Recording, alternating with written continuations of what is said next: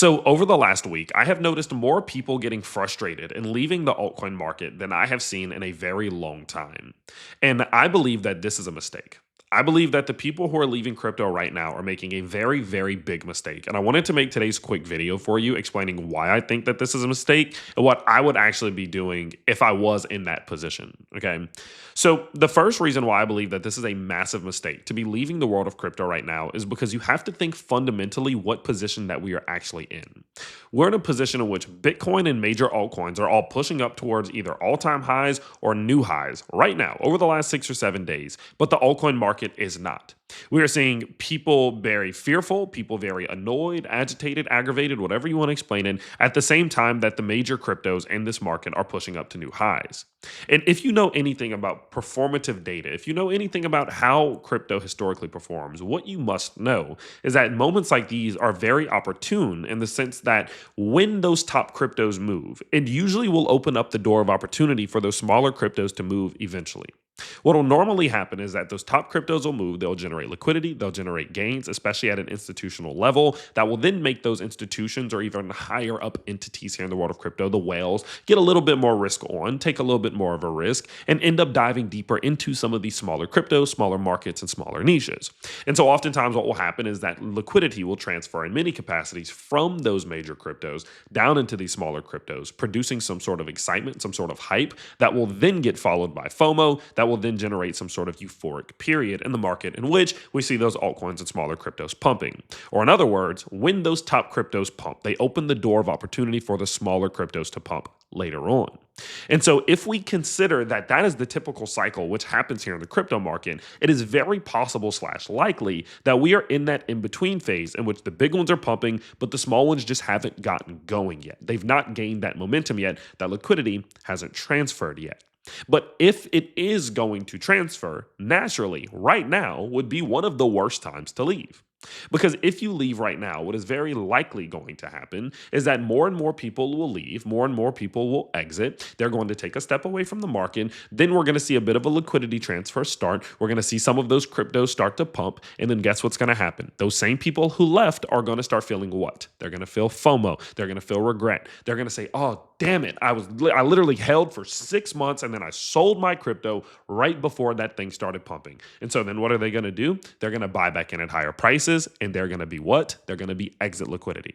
The people who are leaving right now are going to be the same people who buy back in when it's too late and end up getting dumped on. They're going to be exit liquidity for the people who stuck it out, the people who bought when it was low and sold when it was high.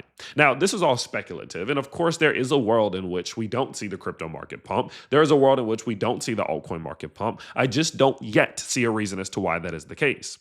You know, people speculate, well, the reason why we're not going to see the altcoin market pump is because we don't have retail. And my question to you is, do we have more retail right now? Or did we have more retail at the end of 2024 than we do right now? No.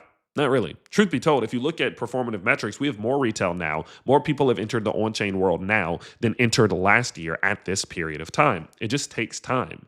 Because truth be told, last year was a dud too. Last year wasn't very fun. If you go look at Bitcoin's price performance in 2024, it wasn't really a good year until the very end when things started to catch momentum as a result of Trump getting elected and a big catalyst popping up.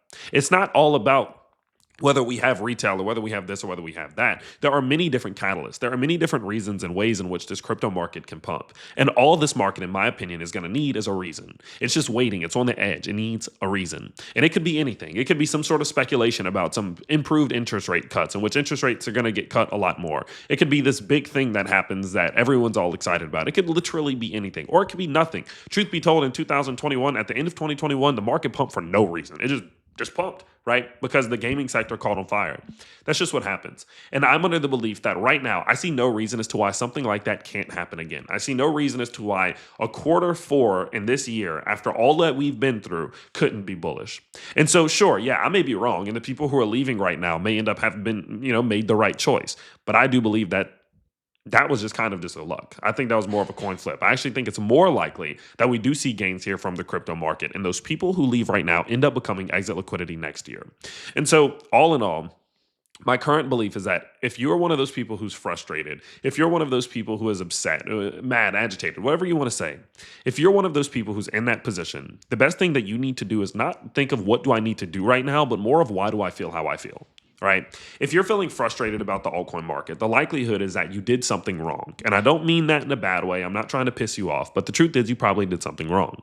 Because truthfully, if you had invested a reasonable amount of money into your altcoin portfolio and it just wasn't doing that great, you wouldn't really care, right? Like I have altcoins that I hold that aren't performing that great. But guess what? I don't really care that much because truth be told, I didn't invest that much.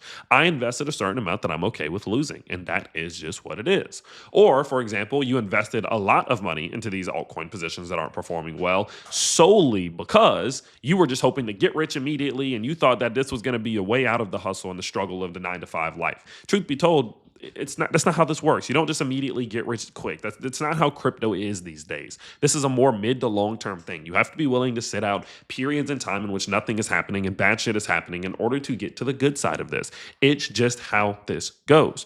And so if your pursuit of crypto was to get rich quick, guess what? You just learned your first lesson. That's not how this works. And so my general thinking here is that if you are frustrated about the performance of the market, you are more likely doing something against the basic investing principles than you should be. Because truth be told, I always tell people, if you're new to crypto, which most people who are frustrated are, if you're new to crypto, your position should, like your crypto portfolio should probably consist of a good bit of Bitcoin, Ethereum, Solana, or XRP. These big cryptos, they're your anchor cryptos. They're the ones that hold your portfolio down during the rough times, right? And if you have a lot of Bitcoin, Ethereum, Solana, and XRP, you're happy. You're not one of those people who are complaining because all of our bags who hold a good bit of that, which is over 70% of my portfolio, they're up. We're up. Like we're getting close to all-time highs, right?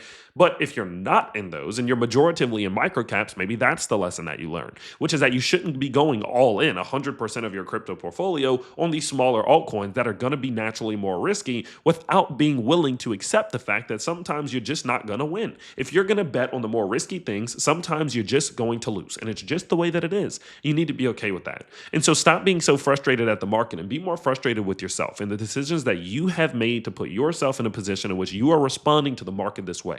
And if you can overcome that challenge, that mental adversity, I believe that it's going to put you in a much better position in which you will be able to clearly think about what's happening in crypto, what can I do to make my own situation better. And that's how you take steps out of this rather than just freaking out and selling. And the next thing you know, when the crypto market pumps, you FOMO back in and become exit liquidity, okay? Because truth be told, guys, when this crypto market pumps, I'm going to be selling. I'm going to be taking profits. And I don't want you to be the one I'm taking profits on, okay? We buy when it's low on this channel. We sell when it's high on this channel. And we do it every week, every day, every hour, every minute. We always try to get in and get out and move strategically in this market. You either need to get on the train or get off the train tracks, okay? And so that's my general thoughts about where the market's at right now and why I think people are making a great, great mistake. And I don't want that to be you. So now is the time to lock in, figure out exactly what it is going wrong in your portfolio, how we can fix it, how you can correct and make the right adaptations to avoid something like this happening in the future, and then put yourself in an opportune and a more suitable environment for growth